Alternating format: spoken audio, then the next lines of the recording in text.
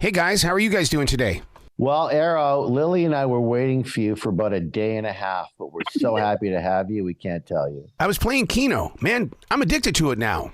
Yeah. Good. Hey, congratulations on Double Down South. I think one of the reasons why I really like this is because the accent sounds so authentic. I'm from the South, so therefore, this is very important to me as a viewer.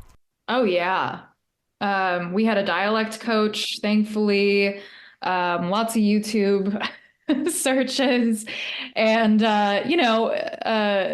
we basically stayed in the accent the whole time, just so we wouldn't lose it. But it was fun. The Southern accent is very addictive. It can easily become a part of your walk and way. Do you have to be very much aware of how you're speaking today after all the filming? Well, for me, I've been lucky enough to play quite a few different accents for sure.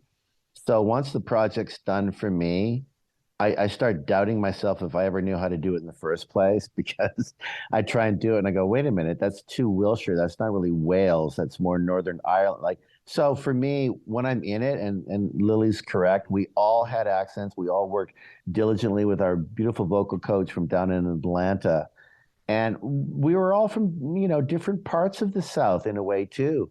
So we never stopped talking like that when we would, it was during COVID, right? So we didn't really go out to bars or any of that sort of thing. We'd have dinners once in a while, but we hung out as a family in our Airbnb or that beautiful bread and breakfast place we had, right, Lily? It's so. Yeah, Brady Inn. What was it called again? I do believe it was the Brady Inn. Oh gosh, I love you for remembering that. Yeah, the Brady Inn. We all had our own rooms and our little back porch, and we could rehearse at nighttime if we wanted, or have a glass of wine, or not. It was just a beautiful. So the accents really did help all our characters for sure. In real life, we're told, go out and get yourself a partner, have yourself a partnership with someone. But we all fear that because, man, you can turn that monkey upside down in a heartbeat. And you guys really draw on that fear inside this. Yeah. We were so lucky that we had such a loving cast and working together. And as Kim said, as a family, and it was great. And it's Tom Shulman, right? Arrow, yeah. Tom Shulman, Oscar winner, Dead Poets Society. He won the freaking Oscar. I remember when we were when we would rehearse for that week, and Rick Wallace was so smart to insist, and Seth and the other producers would insist on this week of rehearsing. We could all be together around this table talking about the entire script and making sure that we all were ready to go once filming commenced.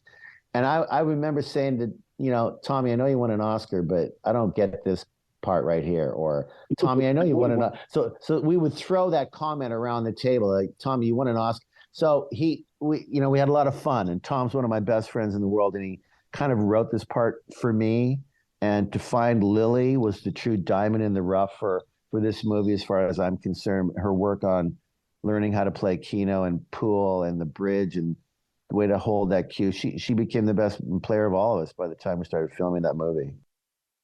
Thinking like a listener, we think of Keno as that game that you play when you go up to a customer service desk at a grocery store. But the game of Keno that you're playing is completely different than what most of us think Keno is. That's what this movie is all about. This was a game that was played on a pool table in the late 50s, 60s, early 70s. Right. It started in Chicago and exploded in the South. And Tom Shulman, when he was 15, he tells the story of going to this decrepit, massively gothic mansion where this guy called Nick, who I play, owned this, and the prostitution and the gambling and the booze and the people with guns outside, only letting certain people in. They let these kids in because they knew these kids had some money. And Tom learned how to play Keno, and it was horrifying to him how you can lose so much money so quickly. So that's the game that we're playing in this movie. And it's just so different and esoteric in its own way. But what a game, what a gambling game, what a money game. It's just, oh, wow. I'm with you because I would love to put on a pair of ocular goggles and VR this game because I'd love to have that real feeling of playing Keno. Oh, yeah. Yeah. Go ahead, Lo. You totally could. So fun. You guys kind of touched a little bit on how you put this together during the lockdown. There's still a moment about that period in time where I really want to go back to it because there was a real sense of togetherness. And, maybe like for actors, it could be like an actor's band camp. Yeah, it really was a summer camp. I mean, we all hung out. It was, like I said, like a total family. And we all stayed safe the whole time filming. We got tested. None of us got a positive test.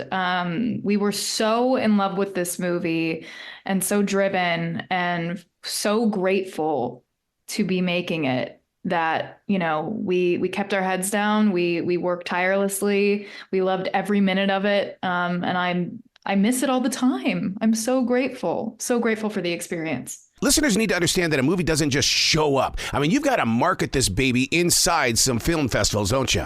Yeah, well, we filmed it in 2022, and then by the time you put it together and the music and the editing and all that, then it's time to think about what festivals will we go to, and you apply, and then you go to this, you go to that, and 2023 was late 22 and 23 was all film festivals. And I think, I wish my publicist, mine and Lilli's publicist, were on the line with us, because I'm pretty sure we've won at least one award, sometimes more at every, and it's not about winning awards. I'm not saying that, but it's nice to be recognized as a film of rote, like a film that people need to see. And that's what these independent movies are all about. You want people to see them.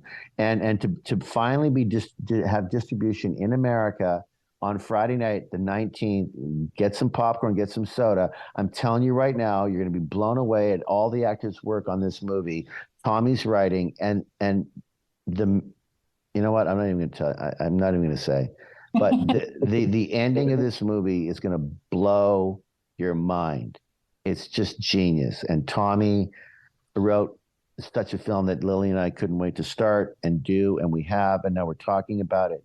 And it's going to finally be seen by America, and then it'll streaming and everything else in March. Congratulations on Double Down South. Please come back to this show anytime in the future. Well, thanks you so much, Arrow. Thanks, buddy. Thanks, Arrow. You guys be brilliant. Okay. Take care. Bye.